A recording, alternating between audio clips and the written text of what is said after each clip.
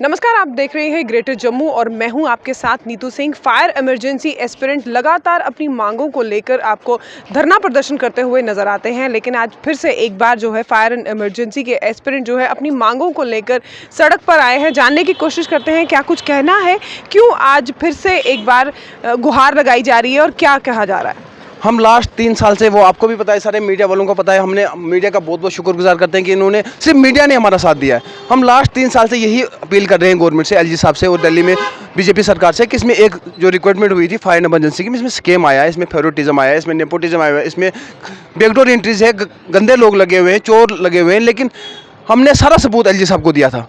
हम एलजी साहब से जब 2-3 बार मिले, हमने उनको दिखाया, हमने फेवरेटिज्म दिखाया, हमने नेपोटिज्म दिखाया, हमने वो ट्रांजेक्शन दिखाई, अकाउंट ट्रांजेक्शन दिखाई, हमने उनको बैकडोर एंट्रीज दिखाई, हमने उनको फैमिली रिलेशन वाले लोग दिखाए कि उनका ये लोग लगे हैं, ये नहीं थे, एलिजिबल नहीं थे इस लगने के लायक, इसमें चोरियां हुई। उन्होंने एडमिट किया, हाँ जी ठीक है। उन्होंने एक कमेटी बनाई थी आर के गोयल साहब के नेतृत्व में, जिसके चेयरमैन आर के गोयल साहब थे, मेंबर थे उसके लास्ट सेक्रेटरी और जेडी का एक ऑफिसर था, उनको मेंबर बनाया था। उनको टाइम दिया गया था 1 महीने का, जो दिसंबर में बनी थी, 22 दिसंबर में बनी थी, उसको जनवरी में 23 जनवरी तक 1 साल, अब 1 महीना 1 साल हो गया है, लेकिन कमेटी का रिपोर्ट ही नहीं पता है। जब मिलो जाके कमेटी से, तो कमेटी को, हम जी काम हो रहा है, आर के गोयल साहब से मिलो, हाँ जी काम हो रहा है, काम हो रहा है।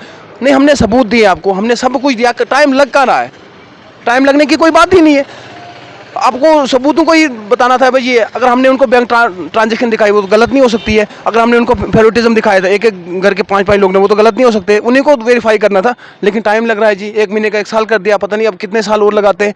हमें ऐसा लग रहा है ये कमेटी हमारे लिए नहीं, उन चोरों के लिए बनी है जिन्होंने स्कैम किया है, उनके लिए कमेटी में, उनको शेल्टर करने के लिए कमेटी बनी है। तो क्या रीज़न क्या लगते हैं कि अभी तक आप जो आपकी सुनवाई है वो क्यों नहीं हो रही? क्योंकि लगभग साल हो चुका है, कमेटी भी बनी, लेकिन गठन होने के बाद, कमेटी का गठन होने के बाद भी जो है सुनवाई नहीं हो पा रही।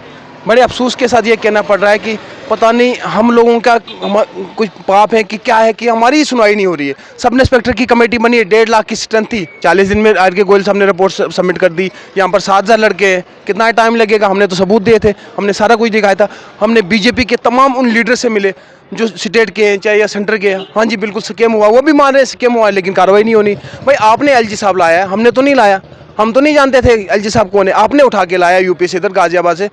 अब आपकी बात नहीं सुन रहा है। हमने एलजी साहब के सामने गुहार लगाई, भाई कर लो, हमने इसमें चोरियां हुई, इसमें बैकडोर एंट्री, हाँ जी वो मान रहे हैं, जी हुई है, लेकिन पता नहीं शेल्टर किसको किया जा रहा है, किन दोस्तों को बचाया जा रहा है, कौन से ब्यूरोक्रेट्स इनके दोस्त है जो स्कैम में। साफ तौर पे ये भी कहा गया है कि जो पहले बैकडोर एंट्रीज हुई थी अब नहीं होंगी, उसके लिए भी तो सरकार कह रही है।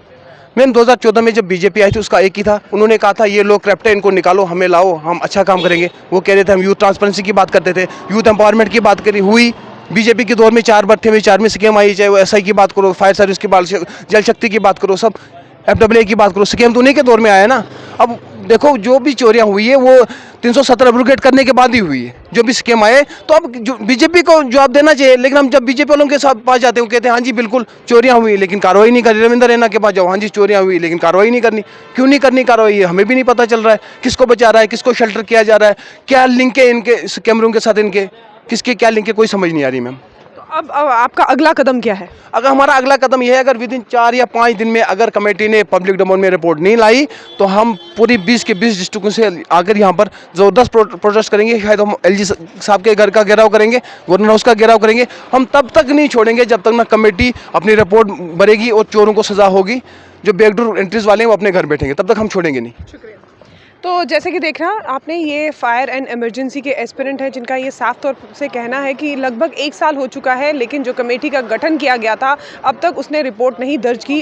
4 या 5 दिन में अगर रिपोर्ट नहीं आती तो ये इनका अगला जो पड़ाव है वो ये रहेगा कि एलजी मनोज सिन्हा के घर का घेराव करेंगे और उग्र प्रदर्शन भी हो सकता है। इसी तरह की अपडेट्स के लिए जुड़े रहिए ग्रेटर जम्मू के साथ। कैमरामैन अजय जाडू के साथ मैं नीतू सिंह, ग्रेटर जम्मू के लिए। धन्यवाद।